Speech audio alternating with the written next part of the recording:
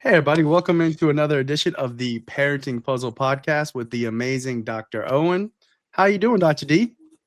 I'm doing well. Thank you. How are you doing today, Jake? I am doing wonderful. I'm very excited about today's podcast. I'm Me very, too. I'm not supposed to say this, but this might be our best podcast ever.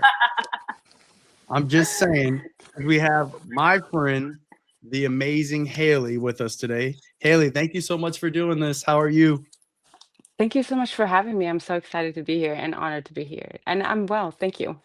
I think we should How are just you take guys? that. We're doing good. We could take that and just reverse it. We're honored to have you, not the other way around. We're honored to have you. So this is how I like to start it, if it's okay with you, Haley, and you Sure. can take this where you want to. Just tell us a little bit about you and your parenting journey and a little bit about your family, whatever you're comfortable sharing, and we'll just take it from there. Sure. So I'm Haley Thorne. A uh I'm a nurse, I'm a mom, I'm an author, I'm a singer-songwriter. I do a lot of things. uh and in several different ways. I've kids books, romance novels, and nonfictions. Uh I also I'm from Europe. I'm from Amsterdam. Um, I traveled quite a bit. I've been to 34 countries. This is the seventh one I'm living in, and speak five languages. Did a lot of schooling. And when I got over to the States, um, which was supposed to be just a vacation type of thing, visiting some friends, I ended up staying, met. Uh, my husband, and then that didn't work out, and then but then I knew my husband, but we were friends, and now we have a beautiful family. um we have three beautiful boys. um it was Unfortunately, we have an angel baby. It was his 3-year angel anniversary yesterday. Oh, um but then uh, Sky Daddy who blessed us with two other beautiful boys. We have an 11-year-old and a 4-year-old. Uh, my husband and I, we have reversed gender roles in the household. I, like I said, I do a lot of things. My husband is retired military, and he gets to stay home with the babies. So, in a nutshell, I guess. Quite the nutshell. no, yeah, that's an awesome. Hey, Haley, how many Yes, degrees do sir. you have? It's an impressive number. 8, 8 8. degrees. I'm 5 a nerd. languages. So, Hmm. Haley, obviously your background is impressive. Um, Everything you do with the music and the books and the brand you've built is amazing. Is there anything that you would like to ask Dr. D? Any current challenges that you're having? Well, okay, so actually, let me reveal a little bit more of the story. So, Okay, perfect. um, our 11-year-old, he is not biologically mine, but we've had custody of him since he was almost 6 years old, full custody. Um, the household where he came from was very unhealthy. Um, a lot, there was no rules, a lot of manipulation. He has four, no, hold on, three older siblings that are from the same mother but a different father. And all four of these children have significant trauma. Uh, like I said, he's 11 now. He was almost 6 when we got him. Uh, it was a very, it was it's a tough journey to get where we are now, and it's still sometimes a little tough. We make very sure that we do not speak badly um, about his biological mother. Okay. We also make no excuses, right? So we say your mom loves you very much. She has stuff to deal with, and that's why she can't be here right now. Uh, and but uh, when she doesn't do the things that she show up for, I don't make excuses for that because I'm not going to take responsibility for that. So uh, I know that I've had discussions with some of my friends before, and they feel like I'm too honest then with him, but I don't. I guess I'm Dutch and honest, very honest anyway, and direct. But I don't believe that you have to lie to your children. Um, you can frame it different when you speak to children. I I feel I've worked in behavioral health for quite a few years. My question is like, am I wrong for wanting to have that honest dialogue with him, um, like I'm being told? Like you're being told that you're wrong by some of your friends. Yes. Okay. So yes, I appreciate you saying that you're direct and honest being Dutch. I think that is very true. One of my closest friends is married to someone who's Dutch, and that straightforward honesty and directness is something that I have learned from her is part of Dutch culture. So absolutely. Correct. So you said something super important a few minutes ago, and I want to highlight it. And I think this is one of the most important things for families to consider when you are co-parenting. There's a parent out of the picture. There's a case of divorce. There's a case of non-biological children. One of the most important things is making sure that you are not bad-mouthing any of the parents involved, right? So being honest, hey, your mom can't be here because X, Y, and Z. Okay, but making sure that what you're sharing is facts and not your opinion and not a judgment, right? And I think that is the most important thing for you to be thinking about, being direct, being honest, because your point is a good one. Sometimes parents, in their attempts to protect, for example, a biological parent who's making decisions that are resulting in not being able to show up for their kid in a certain way, it ends up making them, the parent who is doing the better job caring, actually look bad because they're not being honest about what's really happening. And what we want to make sure is that we are in no way trying to shape the relationship with the child so that they are kind of like thinking positively or negatively about one parent. That's usually between the parents, and that is not about the kid and it's not for the kid. And so being honest, like, yeah, your mom didn't, plan ahead for this and wasn't able to get off of work or wasn't able to, fill the car with gas to drive here or whatever it may be. That is a fact.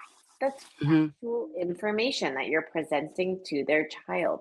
As long as you're not doing it with any kind of like adjectives, like your irresponsible mom didn't do that. That's what you don't want to be doing, right? So presenting kids with facts, letting them take that information and make it, kind of deal with it themselves, and then being there for them because they are likely going to feel disappointed. And so being able to show up and validate they're disappointed and just let them be disappointed and be there with them is a way to have connection, to really acknowledge that their feelings are okay, their feelings are right. And if they are thinking they shouldn't be feeling that way, that's going to lead to some complicated emotions and thoughts down the road, right? And so just being there, letting them have their grieving for that experience or whatever it may be so that they can cope with it, deal with it, and then move past it is the best thing you can do for showing up for kids. And so being honest with them and being truthful, but in a way that is non-judgmental, not using any negative or derogatory language about another parent. You're entitled to all of your thoughts and feelings, but just not sharing it with their kids is really the key thing. And by trying, kids are so insightful. So by trying to protect the parent, you might actually either, be being dishonest with your kid that you're caring for in a way that they're going to later kind of be upset with you. Or, like I said earlier, or they're going to come up with a story in their head and it's going to be your fault that this thing happened because you didn't honestly share with them what happened. So if the circumstances are such that they're going to be really upsetting to a child or, really create a problem for that child, you might want to soften the language of the facts, Hmm. and be a little bit more vague about the facts, but just giving that information in a straightforward way, letting your kid know what's up, letting them have all their feelings about it, sit with them with those feelings, and then be available to them to also be able to move on and do something together that gives you a sense, it gives you a chance to connect.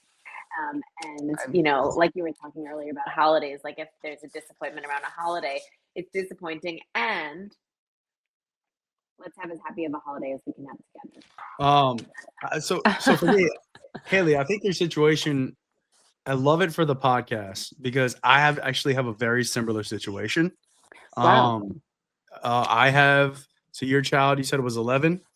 My kid Correct. is going to be 10 early next year, Okay. and we've had full custody for him for a long time, Hmm. and we try it as much as possible to not talk negatively about his mom, his biological mom, because we have Hmm. a pretty decent co-parenting relationship. But just recently, um, it was a tough situation. But like, let's just say his biological mom was in the hospital for about a month and a half, Hmm. dealing with some struggles around mental illness, Hmm. and he wanted to know what was going on. So we were with him to the point where we thought it was age appropriate. We didn't give him every detail that we heard, but we told him like, "Hey, look, your mom struggles with this illness. He knows what the illness is and what it's called, and she's going to be in this place probably for about a month. And it's not that she's abandoning you; she's just working on herself to get better. And then once she gets out the hospital, we're going to make a plan for you to be able to see your mom." But like not revealing every single detail that's happening, because maybe some of that stuff isn't necessary for a 9 or 11-year-old to hear, right? But he Hmm. does need to know, like, hey, your mom is struggling with this. You're not going to see her for a while, and kind of set expectations so he doesn't think like negative things like I'm never going to see my mom again, or I'm never going to see my sister again. And those are some of the questions he was having. That's the problem with his mother. She has severe mental health issues because we had to have that conversation. And uh, I've always been honest with him, and that's always what I say to him. Like, I do not lie to you. He said no. So, and he knows that because I will tell him some things, some truths, but also in an age appropriate way. And he was about when we were ready to tell him why. Um, like the last time, when she just did way too much. Um, and we had to go through all the court stuff and again, because it happened multiple times. It was time to let him know why. It was time because he was being told by his siblings, because we were still making sure that he was with his siblings. We let him go 1 week in a month and stay with them over there and do all the things. And while he was there, every time he came back, and we had to restart over everything again. And it was bad. And so they were telling him things that were not true. And that's when I sat down with my husband and I said, like, listen, we have to, we can't, because we were adamant from day one we were never gonna trash talk. And that's when we decided, like, we still have to be honest. And so Mhm. I understand it's so hard. It's so hard to do, but he has an understanding, like a basic understanding, but an understanding enough for an 11-year-old, and that he knows, like, okay, well, I know that mom loves me, and I always tell him it's okay for you to love your mom, and Mm, you should love your mom, right? And and I always tell him, because I said, hey, your mom will always be your mom. I said, you're just lucky because you get to have three moms, because like you get to have me, and then you can have Miss K, and then you have mom. You get to have three. It's spoiled. So like I just kind of mhm, turn it around. Jake, I want to comment on something you were saying about that line about honesty. I really want to point out something else that's really important, which is that your son's mother is suffering, from mental illness, and she is accessing help and care for that. And by sharing with him that she's in the hospital and she's getting help related to her disorder, you are also modeling for him the importance of accessing care. You're also sharing the importance of like destigmatizing mental illness. You were telling him that it is okay to get help if you're struggling with something that's mental in addition to something that's physical. And these are really important messages to be sharing with your child, both in terms of how he views his biological mother, but also how he thinks about accessing care himself as he gets older. So I think that it's really important to recognize, I know sometimes parents try to shield their kids and they'll say if a parent is in the hospital for illness, but physical illness, but not for mental illness. And I think it's really important to be able to share that with kids, even when they're young, because a hospital is a place that we go to get help. It is admitting the need for help. It is a form of vulnerability, but a really courageous form of vulnerability. And so I think it's really awesome that you are sharing that with him and explaining it in an age appropriate way. And it's unfortunate that sometimes he's going to get exposed to things that you're going to have to talk to him about prematurely because you don't want him to be aware of that at 9 years old. And the fact that he's telling you this and you're then able to educate him and talk to him and have a conversation and even ask, like, how did that make you feel? Or what was that like for you? Keeping those lines of communication open, you can protect him from everything, whether it's with his bio mom or even like other kids at school, right? But just knowing that you have those open lines of communication, that he's going to come to you, that he's going to tell you what he heard or saw, and that you can then have an open, honest conversation with him about it. I would argue that is like so crucial and important. And yeah, he can't unsee things and he can't unhear things, but you being able to talk with him and letting him know that he can come to you and share that and validate any of his feelings around that, that's really important. So I want to really encourage you to keep doing that. Will do. Appreciate it. Yeah. This has been a heavier conversation, but it's I has. think it's a good one. I think, I guess what I'm hoping, Haley, is that there's a lot of parents that are like us that Mhm. share some of the same fears that get something out of this. And that's why we do the podcast, right? It's to help It's parents who are struggling with certain things. Maybe because parenting's super hard, maybe we could just find a little tiny way to make it a little bit better.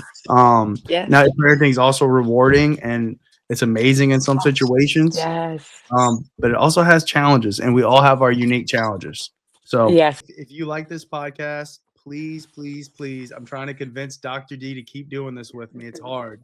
So please watch it, like it, share it, do all the things. Y'all go check out Haley Thorne on TikTok and Instagram. Dr. D is on YouTube. You can find our podcast in YouTube. You can find us on Spotify, Apple Music, Amazon Music, anywhere you can get podcasts. And if you are interested in coming on the show, reach out to me or Dr. D, ask us a question, and we would love to have you as a guest or even answer your question on the podcast. All right, thanks, guys. Y'all have a great day. I appreciate y'all. Thank you. Hi. Thanks for tuning in. We hope you enjoyed today's episode. If you did, please consider subscribing and leaving us a review. It really helps us out and lets others discover the show.